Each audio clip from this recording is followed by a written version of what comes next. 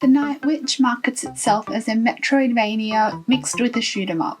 It also has some deck building thrown in. So does this mix of genres work? Find out in this review.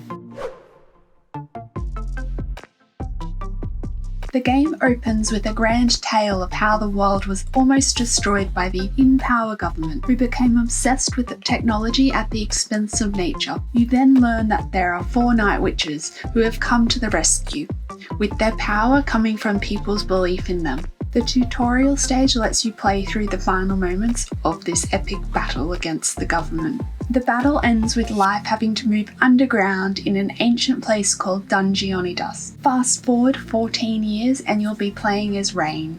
Learning she was almost a night witch herself, but didn't quite make the cut. Your harmonious life is interrupted though with a sudden attack of the golem drones that were thought to be defeated all those years prior by the original night witches, thus beginning your adventure to save townspeople and find out what is happening. I also wanted to mention here the portrayal of the main character Rain and her husband was very refreshing. I loved how he wasn't just a side thought but written as a caring and supportive character who is also competent. The Night Witch plays like a classic metroidvania. However, it does away with the platforming aspects as your character Rain can fly. Whilst a mostly linear path, there are side rooms and secrets to discover.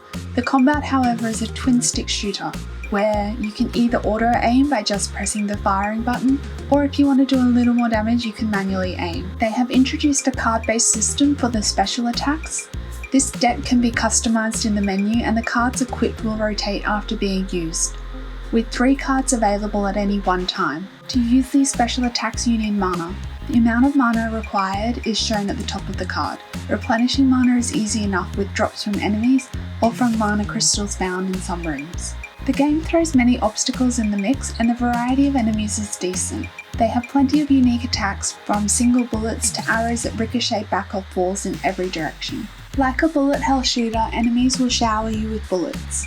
When you're in an open space, it's not too hard to avoid their attacks, but many of the Night Witch's rooms restrict your movement, adding a layer to the challenge. Also, for regular shmup gamers, you may find the larger hitbox of Rain an undoing until you adjust for it. For the most part, I made it through the rooms okay, but often needed a couple of attempts for the bosses.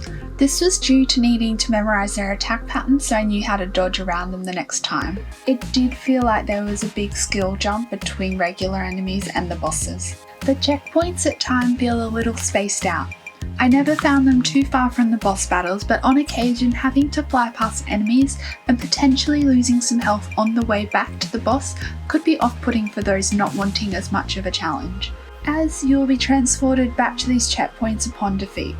This is somewhat eased by opening up shortcuts as you travel through some areas, but it still can be a little bit frustrating. The checkpoints are also where you can edit your deck, as well as replenish health. You can even enter a practice room and improve your skills, or check out a new card before equipping it to use in battle. As for navigating around the map, the Night Witch has a handy feature that with just a press of a button you can be reminded of your current objective, and a little golden trail appears in the direction of your next location that you should aim to reach.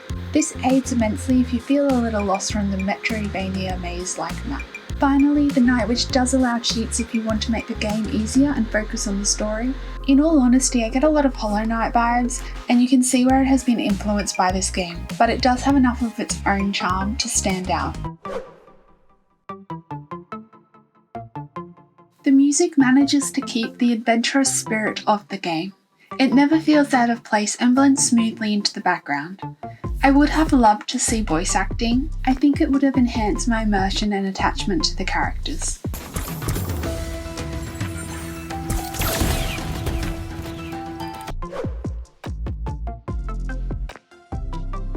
The art style is charming. The colour palette has a warm tone to it. Even when everything is destroyed, it still feels cozy. It is all hand-drawn and animated and honestly deserves praise. The game looked beautiful on the PlayStation 5. The Night Witch is a unique game that may be overlooked by many. As somebody who plays plenty of shmups, I definitely enjoyed this twist on the twin-stick shooter genre. The bosses still provided a lot of challenge, and the Metroidvania element allowed for a deeper story within the game. I would recommend it to those that are adventurous enough to try this unique blend of genres, and also those that aren't afraid of a challenge. But don't be worried, because you can always use the cheats if it does get too difficult, as The Night Witch is a good quality game and it is a blast to play. Thank you for watching. If you made it to the end of this video, make sure you give it a like, and I'll see you in the next one. Bye bye!